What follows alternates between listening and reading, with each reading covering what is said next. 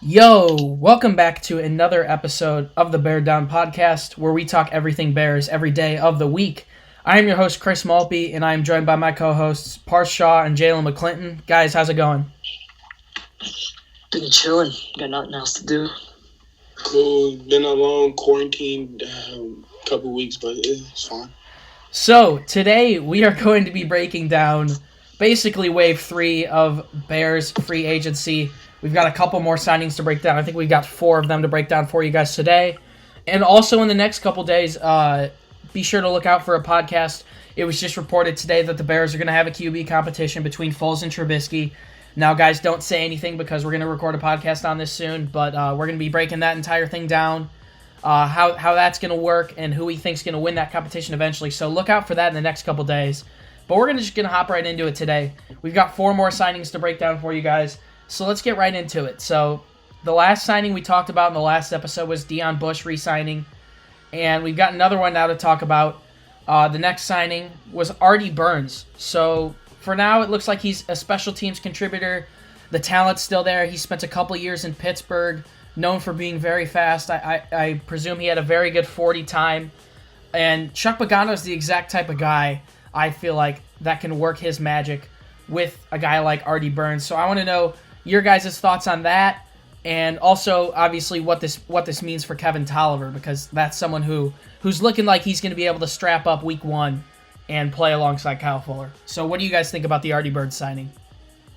I think it's a great way to just create competition, just to let Kevin Tolliver and I forgot the guy we signed out of Canada, but let him know. Trey Roberson. Yeah, Trey Robertson. Yeah. So is it Roberson or Robertson? Roberson, I think. Roberson. Okay. So let him know that it's basically a 3-way. I guess you could say a 3-way competition of who wants the job, and I feel like that just makes the team better. Competition's always great to have. So whoever the best man wins, I guess, from the 3. Absolutely. Jaylen, your thoughts on Artie Burns? I think it's for competition reasons. He didn't have the best last couple of seasons in Pittsburgh. He had a lot of on the field issues. He was struggling. He was getting burnt a lot. So I feel like this is we signed him to a 1-year proven deal. Coming to Chuck's system.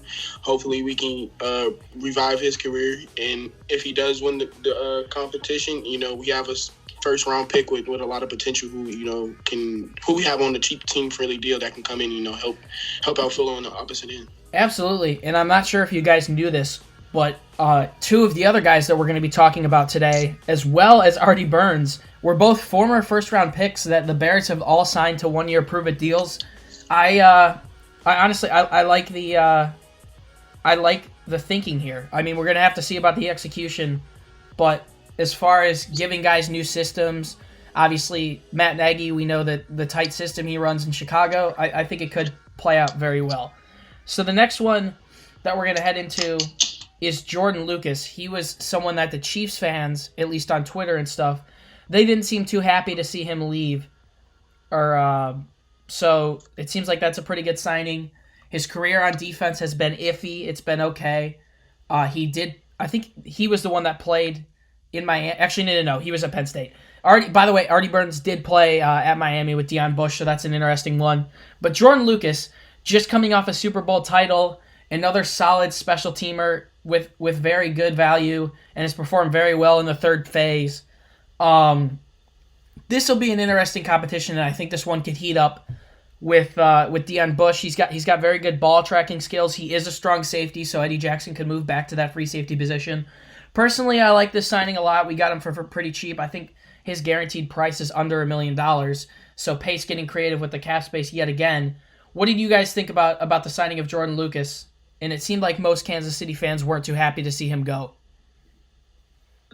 Another great special teams player. I read something about him. How he played most of his snaps on the special teams with the Chiefs, but I'm going to push Deon Bush at the end of the day, and if anything could take over Deon Bush's spot. We don't need another great safety. We just need a safety that will let Eddie Jackson just do his thing. Absolutely. And that's all I want in a strong safety. I don't need like a Harrison Smith just need someone who can let Eddie Jackson get his interceptions because Yeah. Haha Klindix did not. Yeah. I mean, when you look at it, this front seven's looking really scary. You know, with the addition of Robert Quinn, Pace finally saw the light with that one, bringing in someone. He didn't need to bring in Robert Quinn. He could have brought in someone like a Dante Fowler who can just perform better than Floyd, but he brought in someone that's really going to wreak havoc on that side of the line. And looking at how dangerous this front seven's going to be, that opens up opportunities for guys like Kevin Tolliver, guys like Deion Bush, guys like Jordan Lucas, guys like Artie Burns to be perfectly fine in the secondary. So, Jaylen, what are your thoughts on that Jordan Lucas signing? This is another 1 year prove it deal. He is more of a box safety more than Haha was. So this will be putting, if he start, this will be putting Eddie back at his normal free safety position. But this is just for competition. I still feel like we're probably going to draft a safety. If it's not early, then mid round with one of our 5th round picks, and he's going to be putting that competition. The best player wins basically. Competition brings out the best in any type of player. So I feel like this is another great 1 year prove it deal for competition, and if he wins the deal, he's on a team friendly deal. So if he does win, and if he loses, then he's gone after this year. So I definitely like the signing. Absolutely. Now we're heading on to another former first-round pick by the Cleveland Browns in 2013, actually the 6th overall pick in the draft, Octavius Mingo. He's bounced around a little bit, won a Super Bowl title with the Patriots, was on Seattle for a little bit, and then on the Texans last year. He was actually included in that trade that sent Jadeveon Clowney to Seattle. Another really, really great special teams player. I wrote about him in a column on the article a couple days ago. I think he's played 70% plus of Houston's special team reps. Someone who I could see definitely coming in and competing with Isaiah Irving. He had 2 blocked punts last year. People complain about the Bears special teams a lot. And all 3 of these players that we've talked about so far, all will definitely be contributors on special teams if they do make the team. So Parth, let me know your thoughts on Octavius Mingo. He's a very athletic linebacker who has actually done pretty well when he's gotten opportunities. They haven't come in bunches, but I actually like this signing a lot, probably more than the other 2. He reminds me of Kevin Perry-Lewis type of guy, Yeah. Someone unknown coming in. I mean, our system's great for any defensive player, but especially linebackers, working besides Danny Trevathan helps anyone. I mean, Nick Kwiatkowski became great. Roquan Smith's turning into a top 10, top 5 linebacker pretty soon, in my opinion. So this guy, I don't know, this is Octavius Mingo, you said? Yeah, Octavius Mingo. Okay. Octavius Mingo. Yeah. Excuse me. Okay. So I'm just going to say Mingo. Absolutely. Mingo can probably turn into a great depth piece and make a run for Iggy. We got Iggy and Josh Woods. Yep. So I guess they can just battle it out for the bench Absolutely. spots for linebacker. Jaylen, your thoughts on this one? I feel like this is more of a special team signing. He didn't really turn out to, or he didn't really produce to his draft selection being a number 6 pick. So I definitely feel like this is a good depth piece. And, I don't think we're going to re-sign Sherrick, which is kind of sad. And he was our special teams ace. So I feel like this is, he's going to replace Sherrick. So I think this is a great depth piece. Give competition to Woods and Joel Iyebudiwe. I think that's his name. And, Presley's going to be learning behind, Mac, because I think he's an outside linebacker. Yeah, he is an so outside learning linebacker. behind Mac and Robert Quinn, give them depth. Absolutely. And then we've got one more to talk about before we close this one off. Former Seahawks offensive lineman Germain Ifedi signed with a 1-year deal on the Bears this morning. Another former first-rounder, 31st pick in the draft 4 years ago. We very much know him from 2018. He was someone that we were all clowning on this podcast when he was facing Khalil Mack in week 2 of the 2018 season. Right after Mack got traded to Chicago, Mack had a strip sack in that game and went absolutely crazy. The good thing about Ifedi, maybe the one good thing we could say about him is he has played both guard and tackle, so he's versatile. I don't think he's going to be handed the starting job. I think out of all the guys that we've signed, him and Jordan Lucas probably have the best chance of getting that starting job. but I think he's yet another composition piece that even if he doesn't start, it's going to be good depth. Replacing a guy like Cornelius Lucas, I would much rather have Ifedi than him.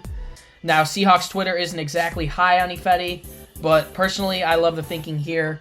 We'll have to see about the execution. It's another one-year prove-it deal. And he also has played right tackle and right guard. Obviously, a spot we need to replace there with Kyle Long. Parth, what were your thoughts on Ifedi? Obviously, Bears Twitter isn't liking this one too much, but what were your thoughts on that one? He's cheap. I mean, I clowned him. As long as he's cheap, I don't really care. Plus, we had old defensive linemen converted to offensive linemen last year. It can't get worse than last year at offensive line. Rashad Coward. I mean, Ifedi, yeah, exactly. It can't get worse from last year, and I hope we can go back to becoming that 2018 offensive line because that was a different type of.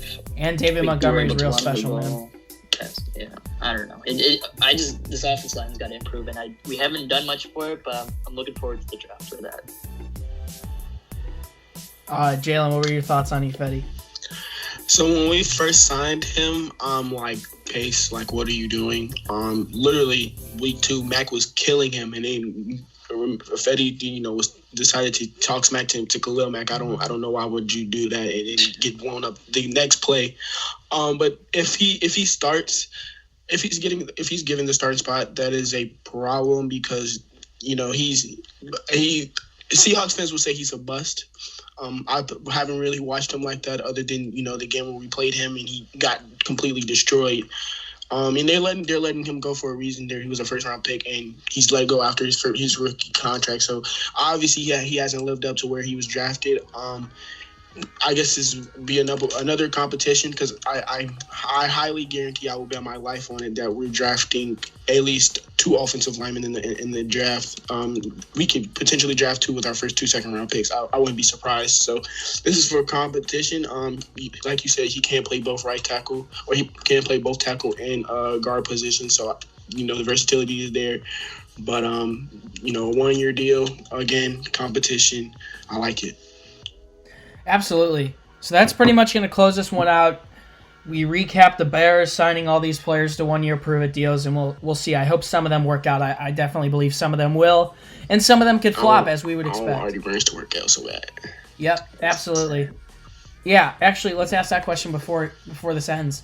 If one of these were to work out ideally, which one would you want it to be? I'm probably going to say Ifedi just because I know we need good run blocking. I'm going to go with Ifedi for that reason. Or maybe Jordan Lucas, just so Eddie Jackson can be a beast and we still have a good, strong safety. I agree with you about Ifedi. If he can turn into just a Eric Flowers type of story. Yeah. Eric Flowers, what? Yeah. Jaylen, which one of these would you want to work out ideally? I want Artie Burns to work out so bad because he had a great rookie season. I was always a big fan of him in Miami, and when he was drafted to Pittsburgh, I was like, he's gonna come in, be their number 1 corner. He had a great rookie season, then after that he just fell off. So I'm so glad he's a Bear on a 1-year proving deal. I want him to work out so badly. Except he's I don't want him to be Kevin Tolliver because Kevin Tolliver deserves to be the number 2 corner. But yeah. I want him to come in, be a great rotational piece. Or Jordan Lucas, I definitely like that signing. Like you said, he's more of a box safety. He pushes Eddie back to his free safety position. So I would go with either one of the 2 secondary signings. Definitely. Absolutely. Well, that'll pretty much do it for this one, guys. If you would like to find our Bears fan pages on Instagram, do me a favor and look down in the description for those. You can also follow our editor, Zach. He's been putting out some very good work. His social medias are down in the description. He's been doing all the mixtapes. If you would like more content, please check out our website, beardown.com. We've got a full shop going on, and we're writing a ton of articles. So please be sure to check that out for more content. And you can also follow the fan page on Instagram and Twitter at beardown. This offseason's been a little bit weird, but I'm hoping it's going to work out as we approach the NFL draft. We're about to start doing our draft coverage. And be sure to look out for a podcast on the Foles and Trubisky quarterback competition in the next couple of days. That'll pretty much do it for this one. And I am signing off. Jaylen and Parth, any last words? Stay safe out there. Wash them hands. Exactly. Wash your hands. You know, please take this coronavirus serious. Please. Absolutely. It's not something to play with. Absolutely, I agree. I don't know if you guys saw, but Carl Anthony Towns' mother has it. That's what I was finna talk about. Yep. Yeah. Well, that'll pretty much do it for this one, guys. Make sure you're staying safe, and always make sure you are bearing down. Have a good one, guys. Peace. Peace. Peace.